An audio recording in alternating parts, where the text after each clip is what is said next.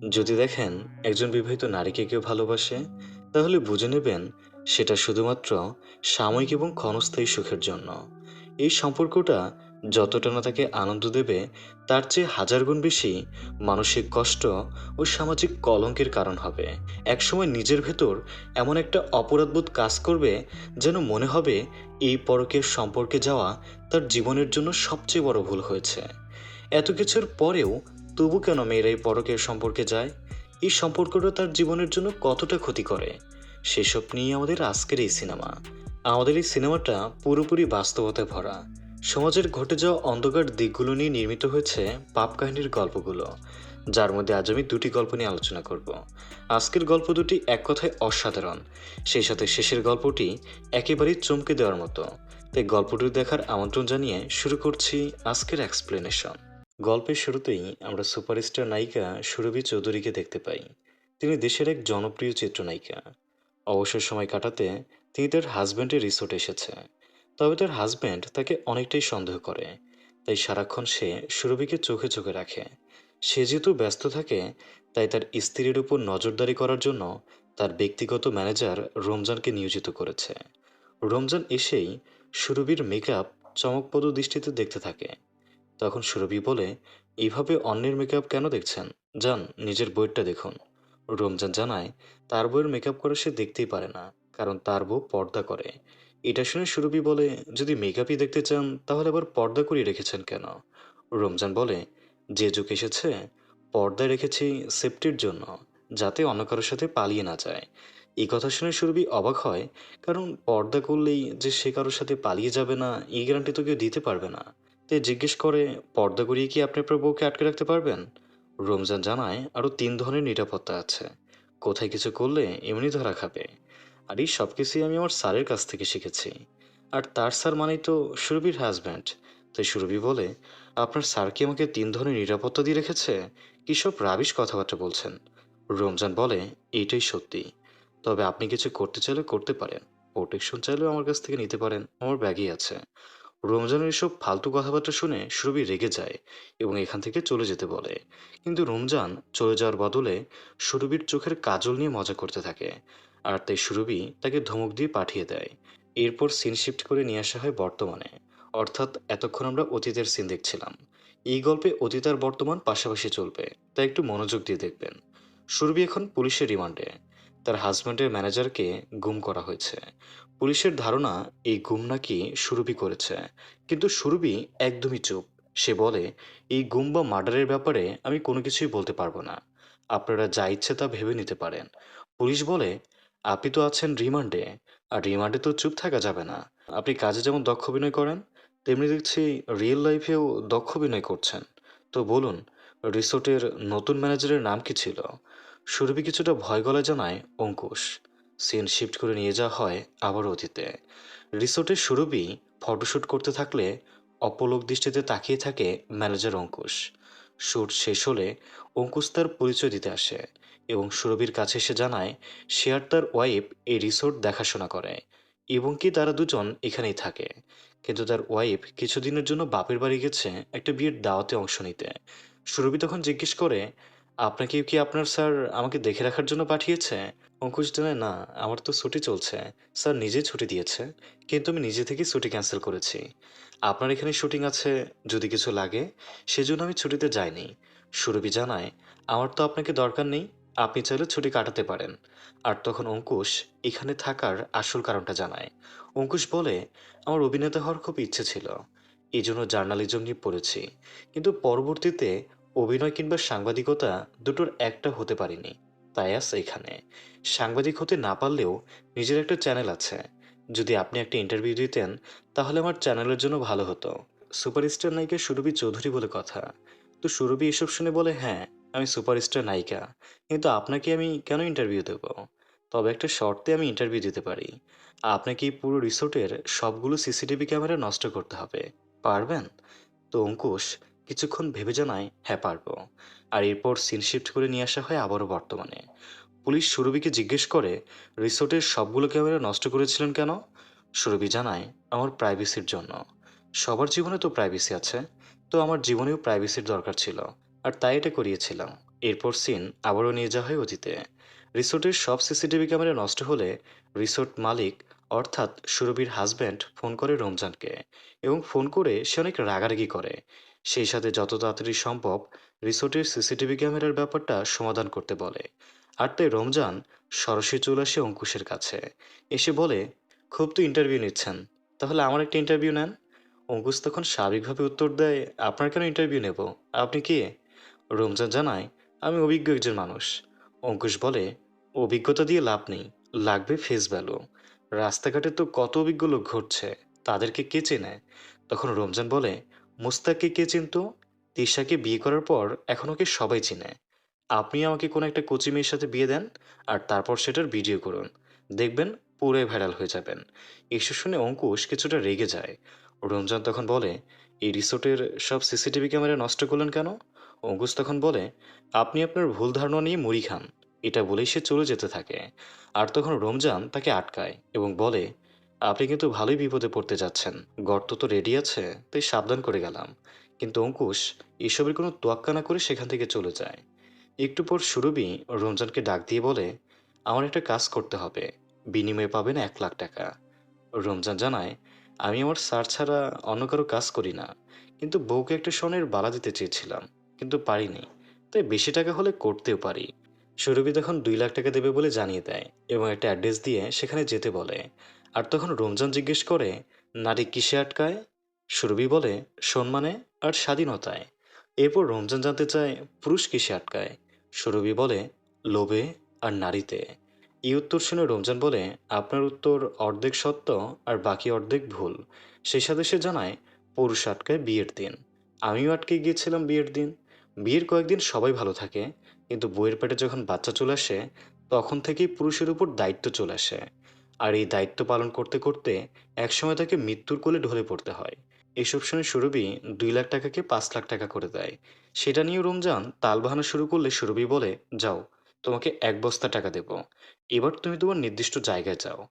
এরপর রমজান চলে আসে অঙ্কুশের কাছে এবং অঙ্কুশকে দেখে দূর থেকে বলে, নারী চরিত্র বেজায় জটিল। এর কোনো কথাই অঙ্কুশ বুঝতে পারে না।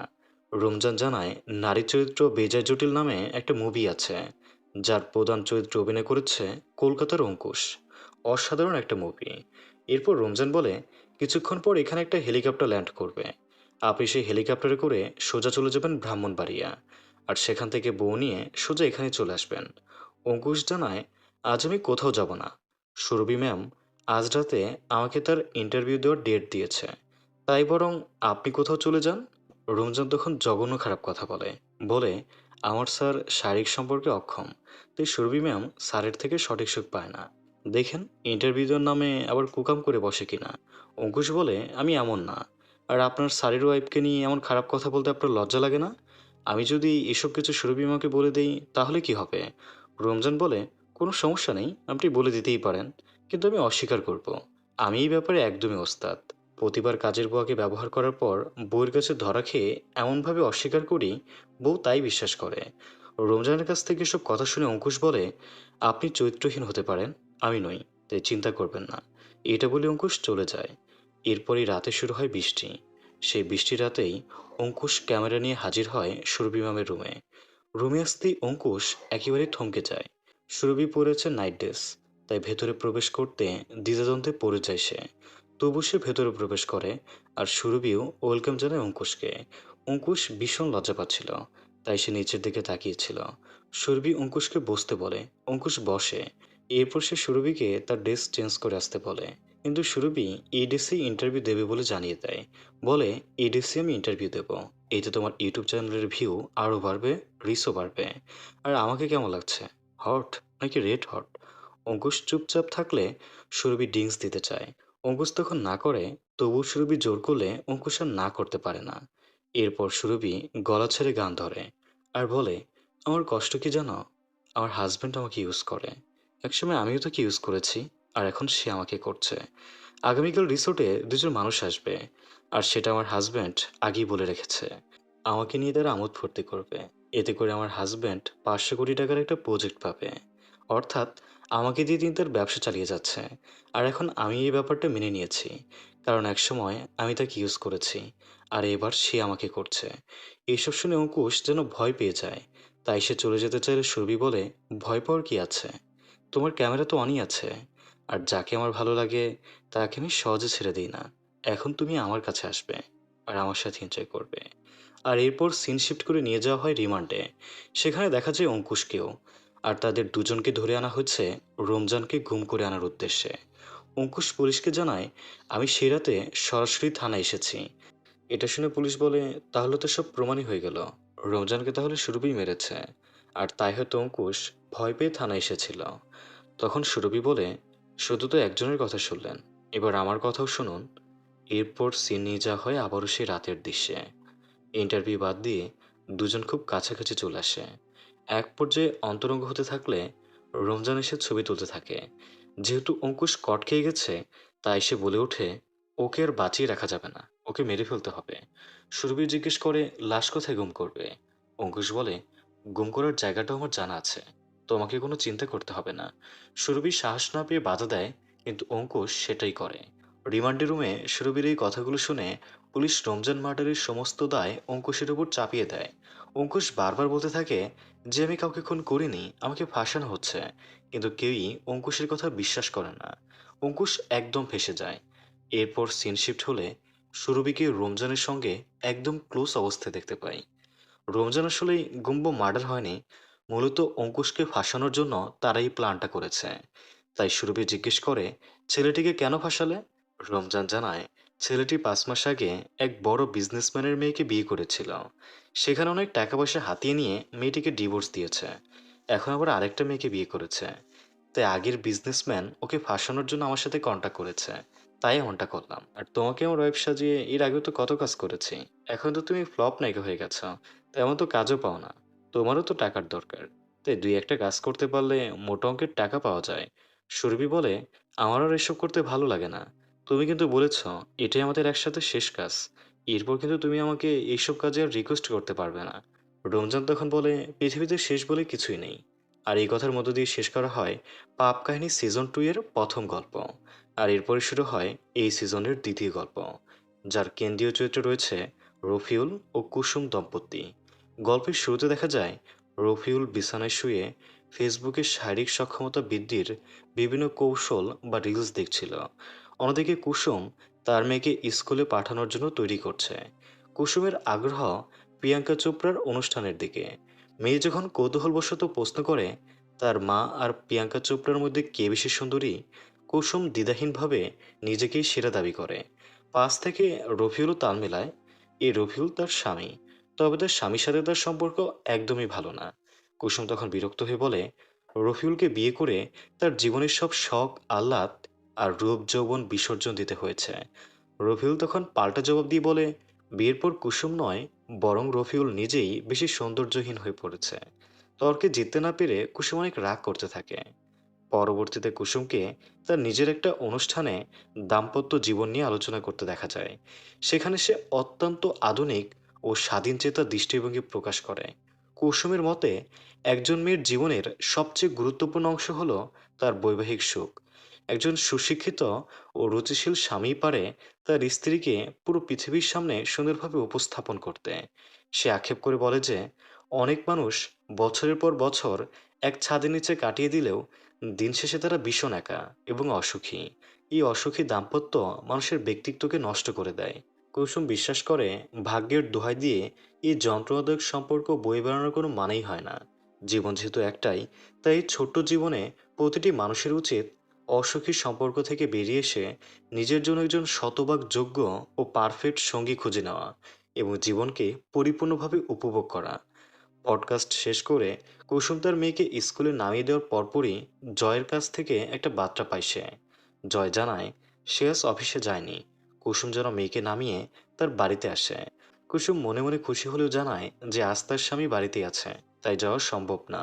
উত্তরে জয় তাকে পরামর্শ দেয় নিজের মনের কথা শুনতে এবং জীবনকে উপভোগ করতে, কারণ জীবন একটাই। মায়ের ফোনের এই বার্তা দেখে ছোট মেয়েটি তখন একই কথা বলে। আর তাই কুসুমের মনে জেদ চেপে বসে। সে সিদ্ধান্ত নেয় নিজের ভালো লাগাকে সে প্রাধান্য দেবে। আর তাই সে চলে আসে জয়ের বাড়িতে। জয়ের কাছে এসে কুসুম নিজের জীবনের জমে যাওয়া সকল ক্ষোভ উগরে দেয়। সে জানায় তার বয়স এখন ৪৪ বছর। এই বয়সে মা খালাদের মতো, নানি দাদিদের মতো ত্যাগের মহিমা নিয়ে বেঁচে থাকতে চায় না সে। ভুল মানুষের সাথে বিয়ে হয়, তার জীবনটা বোরিং হয়ে গেছে। সে একটা শখ আর স্বপ্ন পূরণ করতে পারে না। সে আর এই পরিস্থিতি সহ্য করতে পারছে না। জয় তখন নিজের জীবনের ব্যর্থতার কথা তুলে ধরে জানায় যে বিয়ের ৫ বছরের মাথায় কোনো কারণ ছাড়াই তার স্ত্রী তাকে ছেড়ে চলে গেছে। তাই সে কুসুমের কষ্টটা বোঝে। আর জয়ের এই সহানুভূতি কুসুমকে আরো কাছে টেনে নেয়। তখন তারা দুজনে মিলে কল্পনার জগতে হারিয়ে যায়। জয় কুসুমকে সুইজারল্যান্ডে নিয়ে যাওয়ার স্বপ্ন দেখায়, যেখানে পাহাড়ের চূড়ায় বা ঝর্ণার নিচে তারা একে অপরকে ভালোবাসবে। এখানে কুসুম জয়ের আলিঙ্গনে ধরা দিলেও তার মনের এক কোণে লোকলজ্জার ভয় আর স্বামীর হাতে ধরা পড়ার এক কাল্পনিক আতঙ্ক কাজ করতে থাকে। এদিকে দেখা যায় রফিউল বাজার করে বাড়ি ফিরে, আর বাসায় ফিরে ইউটিউব দেখে দেখে ট্যাংরা মাছ রান্না করার চেষ্টা করে, কিন্তু সে পারে না। তাই সে কুসুমকে ফোন করে পরম আদরে বাড়ি ফেরার কথা জানায় এবং বলে, আমি তো বাজার থেকে বাঁধাকপি, ফুলকপি আর ট্যাংরা মাছ আনছি। ইউটিউবে ভিডিও দেখলাম, কিন্তু রান্না করতে পারছি না। তুমি আসো, রান্না করো, একসাথে গরম গরম খাবো। কুসুম তখন চরম বিরক্ত হয়ে বলে, তোর ভাত খেতে হবে না, তুই বিষ খা বলত। এতে রফিউল মন খারাপ করে এবং কুসুমকে নিয়ে তার ভাইয়ের বাড়িতে নালিশ করতে আসে। কিন্তু সেখানে গিয়ে তারা দেখে কুসুমের ভাবি তার ভাইয়ের উপর ক্ষেপে আছে, কারণ তার বাবার বাড়ি নাকি সে কম দামি মিষ্টি নিয়ে গিয়েছিল। সেখানে কুসুম সরাসরি জানিয়ে দেয় সে রফিউলকে ডিভোর্স দিতে চায়। এই কথা শুনে তার ভাই অনেক ক্ষেপে যায়। তার ভাই পরিষ্কার জানিয়ে দেয় বাবার রেখে যাওয়া কোনো সম্পদ নেই এবং ডিভোর্স দিলে কুসুমকে আশ্রয় দেওয়ার মতো ক্ষমতাও তার নেই। গরিব ঘরের মেয়েদের ডিভোর্সের বিলাসিতা সাজে না। এমন কঠিন কথা শুনে কুসুম নিজের অতীতের কথা ভাবতে থাকে। সে মেধাবী এবং সুন্দরী হয়, স্কুলে অনেক প্রেম আসার পরও পরিবারের কথা ভেবে সে প্রেম করতে পারেনি। এরপর সে মা আর ভাইয়ের কথায় বাধ্য হয়ে বিয়ে করে রফিউলকে। তখন সে জানতো রফিউল শিক্ষিত এবং প্রতিষ্ঠিত, কিন্তু বিয়ের ৬ মাস পর সে জানতে পারে তার স্বামী মাত্র ১০ম শ্রেণী পাস এবং অত্যন্ত সামান্য বেতনে দালালের চাকরি করে। আর ততদিনে তার পেটে বাচ্চা চলে আসে। তাই সে চাইলেও কিছু করতে পারেনি। অভাবের সংসারে তার গয়নাগুলো ব্যবসায় লস খেয়েছে তার স্বামী, কিন্তু ৯ বছরেও ভাগ্যের কোনো পরিবর্তন হয়নি। একদিন ফেরার পথে রিকশায় এক ছিনতাইকারীর কবলে পড়ে তারা। ছিনতাইকারী বন্দুক ধরলে রফিউল ভয়ে কুসুমের হাতের বালাগুলো নিজেই খুলে ছিনতাইকারীদের হাতে তুলে দেয়। ছিনতাইকারীরা তখন মজা করে কুসুমের হাতে একটা খেলনা পিস্তল দিতে চায়। কুসুম সেই খেলনা পিস্তল স্বামীর মাথায় ঠেকিয়ে নিজের রাগ প্রকাশ করে। এরপর দেখা যায় সে আবারও জয়ের কাছে ফিরে তাকে সরাসরি বিয়ের প্রস্তাব দেয়, কিন্তু জয় সোজাসুজি জানিয়ে দেয় বিয়ের যন্ত্রণায় সে আর জড়াতে চায় না। কুসুম যখন তাকে শারীরিক সম্পর্কের কথা মনে করিয়ে দেয়, জয় তখন বলে কুসুম নিজেও এতে আনন্দ পেয়েছে এবং সে কাউকে বাধ্য করেনি। কুসুম টাকা বা সম্মান চাইলে জয় বন্ধু হিসাবে যতটুকু সম্ভব সাহায্য করার প্রতিশ্রুতি দিলেও বিয়ের দায় সে নিতে অস্বীকার করে। এতে ক্ষিপ্ত হয়ে কুসুম তাকে ধর্ষণ মামলার হুমকি দেয় এবং অকথ্য ভাষায় গালি দিয়ে চলে আসে। মূলত ২ বছর আগে ফেসবুকের মাধ্যমে পরিচয়ের পর থেকেই তাদের এই সম্পর্কের শুরু হয়েছিল, যেখানে কুসুমেরও দোষ ছিল। তাই সে চাইলেও কিছু বলতে পারে না। জয় মূলত একজন অন্তর্মুখী মানুষ ছিল, তাই কুসুম ভেবেছিল তাদের বন্ধুত্বটা দীর্ঘস্থায়ী হবে। কিন্তু আজ সে জয়ের আসল রূপটা চিনতে পেরেছে। জয় যে অত্যন্ত স্বার্থপর এবং সে যে তাকে কেবল ভোগের বস্তু হিসেবে ব্যবহার করেছে, তা কুসুমের কাছে স্পষ্ট হয়ে যায়। কুসুম সবসময়ই জীবনকে ছোট মনে করে এসেছে। সে চেয়েছিল এই সংক্ষিপ্ত সময়টা একটু আনন্দ করে কাটাতে, আর তাই সে জয়ের কাছে এসে সুখ খুঁজত। কিন্তু আজ সে জীবনের সবচেয়ে বড় ধোঁকাটা খেল। অন্যদিকে রফিউল বাড়িতে প্রচণ্ড রাগে গজগজ করছিল। কলিং বেলের শব্দ শুনে সে মেয়েকে দরজা খুলে দিতে বলে। কুসুম ঘরে ঢোকা মাত্রই মেয়ে জানায় যে তার বাবা খুব রেগে আছে। এরপর রফিউল তার মেয়েকে ঘরে গিয়ে কানে হাত দিয়ে থাকতে বলে। এরপর কুসুমের সামনে একটা ভয়েস প্লে করে, আর এই ভয়েসটা পাঠিয়েছে জয়। সেখানে জয় রফিউলকে জানায় যে কুসুম প্রায়ই তার কাছে গিয়ে তাকে বিরক্ত করে এবং তার সাথে রাত কাটায়। জয় সেখানে নিজেকে নির্দোষ দাবি করে বলে যে পাপ কাজ থেকে সে সরে আসতে চায়। সে রফিউলকে শাসিয়ে বলে তার স্ত্রী পরকীয়ায় লিপ্ত হয়ে সমাজ নষ্ট করছে এবং অন্য পুরুষের কাছে তার স্বামীর নামে নানান অভিযোগ করছে। এমনকি রফিউল ছিনতাইকারীকে যে দুটি বালা দিয়ে দিয়েছিল, সেগুলো নাকি জয় কুসুমকে কিনে দিয়েছিল বলে দাবি করে। জয়ের এই বিশ্বাসঘাতকতাপূর্ণ বার্তা শোনার পর কুসুমা নিজেকে স্বাভাবিক রাখতে পারে না। সে অবাক হয়ে নিজের ঘরে যেতে থাকে। তখন রফিউল বুঝতে পারে তার স্ত্রী সত্যি অন্য পুরুষের সাথে মেলামেশা করেছে। তাই সে কুসুমকে অত্যন্ত কুরুচিপূর্ণ ভাষায় গালিগালাজ শুরু করে এবং তাকে পতিতা বলে সম্বোধন করে। রফিউল দাবি করে তিনি পীর বংশের ছেলে হওয়া সত্ত্বেও কুসুমের সব চাহিদা পূরণ করেছে, এমনকি 1,000 টাকার শাড়িও কিনে দিয়েছে। ক্ষোভের মাথায় তিনি কুসুমকে মেরে ফেলার জন্য দা খুঁজতে থাকে। রফিউল যখন দা খুঁজতেছিল, তখনই কুসুম হাতের কাছে থাকা একটা ভারী ফুলদানি দিয়ে রফিউলের মাথায় সজোরে আঘাত করে। আর এই ঘটনাস্থলেই রফিউলের মৃত্যু হয়। মেয়ে ঘর থেকে বেরিয়ে এসে বাবাকে রক্তাক্ত অবস্থায় দেখে চিৎকার করে মাকে প্রশ্ন করে সে এমনটা কেন করলো। কিন্তু কুসুমের চোখ মুখে কোনো অনুশোচনা ছিল না। তার মনে হচ্ছিল আজ থেকে সে সকল কলঙ্ক আর জীর্ণতা থেকে মুক্তি পেল। আর এখানেই এই ভয়ঙ্কর গল্পের সমাপ্তি হয়। তো গল্প দুটির মধ্যে কোনটি আপনার কাছে ভালো লেগেছে সেটা অবশ্যই কমেন্টে জানাবেন। আর এই সিজনের আরও কিছু গল্প বাকি আছে, আপনি যদি সেগুলোও দেখতে চান তাহলে অবশ্যই কমেন্টে জানাবেন। তো বিদায় নিচ্ছি এখানেই। ভালো থাকবেন, সুস্থ থাকবেন আর আপনার প্রিয় মানুষটিকে সযত্নে রাখবেন। আল্লাহ হাফেজ।